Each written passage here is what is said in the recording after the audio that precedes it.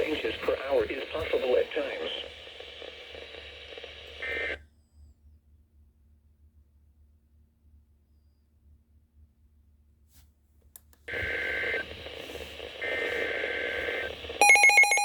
Again! Brody, wake up! Blizzard warning in effect from midnight tonight to midnight Eastern Standard Time Saturday night. It's a doubleheader, Grandma. Total snow accumulations of 17 to 22 inches.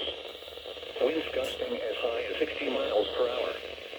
Areas Brody, wake up. Northern Bristol, Massachusetts, western Plymouth, Massachusetts, southern Bristol, Massachusetts, and southern Plymouth, Massachusetts counties.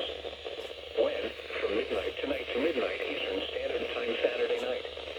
Impacts include travel could be I wonder if I difficult can to catch a encounter. triple hit. Strong winds could cause tree damage. Considerable blowing and drifting snow along with near whiteout conditions at times. Snowfall rates of 2 to 4 inches per hour is possible at times.